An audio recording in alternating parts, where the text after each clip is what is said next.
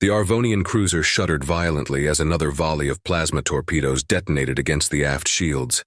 Alarms blared through the compact bridge as damage reports flickered across the auxiliary screens. "Shields at 30%, yelled Genra, the Arvonian tactical officer. "We can't take much more of this pounding." Captain Ruldor gripped the armrests of his command chair, his knuckles whitening. He could feel the cruiser straining, struggling to maintain speed and maneuverability as the unrelenting Chitterer warships closed in for the kill. On the main view screen, he could see the nightmarish forms of the alien vessels through the swirling clouds of nebular gas, grotesque and asymmetrical, bristling with weapon emplacements. "Where's that blasted jump window?" he growled. "I can't get a lock on the coordinates," cried Elra, the navigator. Her clawed fingers danced across the controls in a frenzy. "The interference from the nebula is too intense." Another blast rocked the ship, this time shearing off a portion of the rear deflector array. On the view screen, Ruldor could see the emerald contrails of more plasma torpedoes blazing towards them, fizzling against the last remnants of their shields. This was it. This was the end. But just as he braced himself for oblivion, something changed. The very fabric of reality seemed to shimmer and distort around them, bending inward like a whirlpool. The Chitterer warships faltered, their weapons discharging wildly into the strange phenomenon.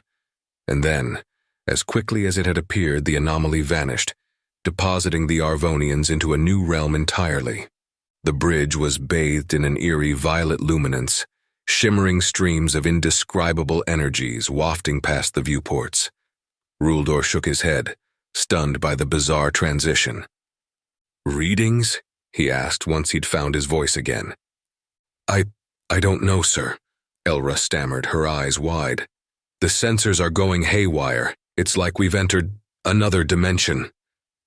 Ruldor opened his mouth to respond, but was cut off as a new contact manifested on the screens.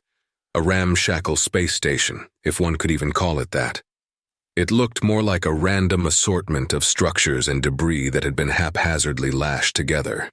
Jutting from its mismatched hulls were a dizzying array of antennae, sensor dishes, and exhaust vents, all wreathed in a kaleidoscopic corona of strange energies. "Incoming transmission," Genra announced just as bewildered. "Audio only." Ruldor nodded and a reedy voice crackled over the speakers. "Greetings, weary travelers. Welcome to the interdimensional nexus outfitters and purveyors of celestial wares. My humble establishment can provide whatever your heart desires, for the right price, of course." The captain frowned. "Show yourself." A shimmering mirage appeared on the central view screen, gradually resolving into the form of a diminutive, goblin-like creature with mottled green skin and beady black eyes. It flashed a toothy grin, revealing a mouthful of wicked fangs. "Well, well," it cackled. "If it isn't a pack of plucky Arvonians fresh from giving the Chitterers the slip. Those nasty buggers do so hate losing their prey." Ruldor's eyes narrowed. "You know of the Chitterers," the goblin thing giggled. "I know of all things, my friend, from the farthest reaches of the multiverse to the deepest recesses of your imagination. This is a realm that exists outside of time and space, where thought becomes reality. A little souvenir shop for the omnipotent beings who weave the cosmic tapestry, if you will." "You expect me to believe that?" Ruldor scoffed. "Believe what you wish."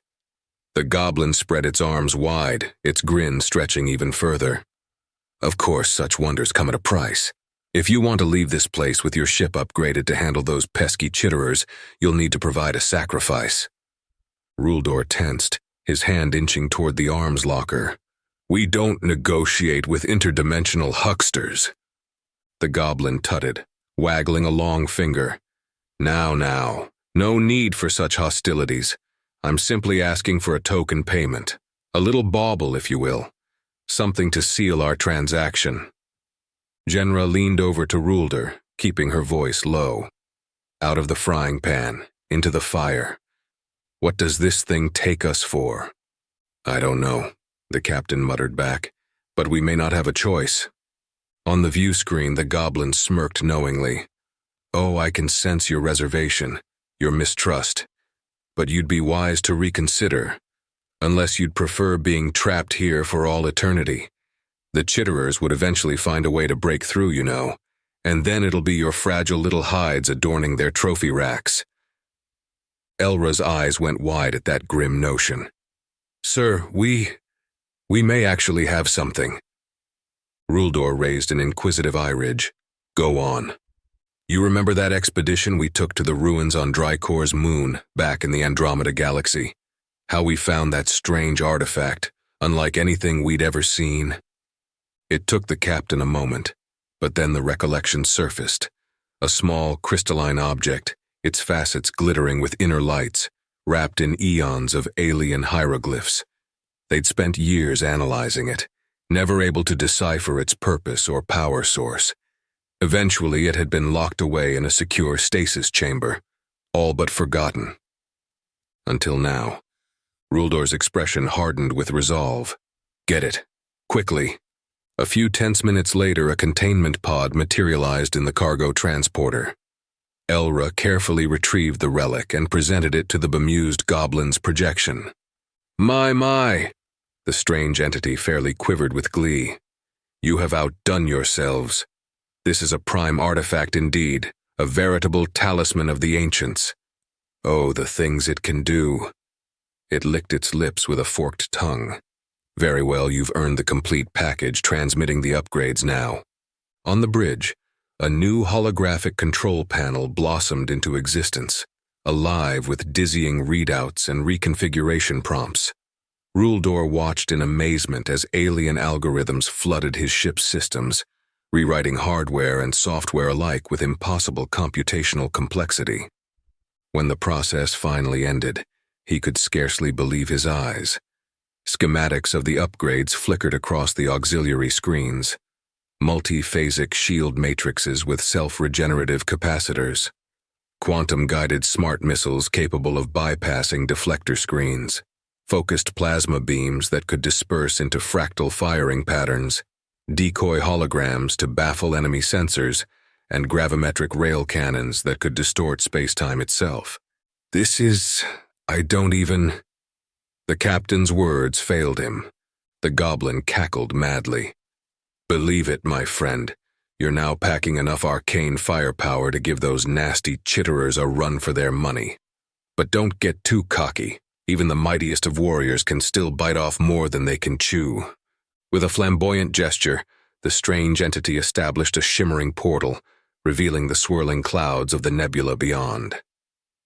There's your path home, bold heroes. Try not to get killed out there, yes? I do so hate disappointed customers.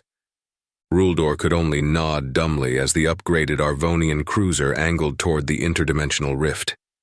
As they crossed the threshold, the last thing he heard was the goblin's parting words.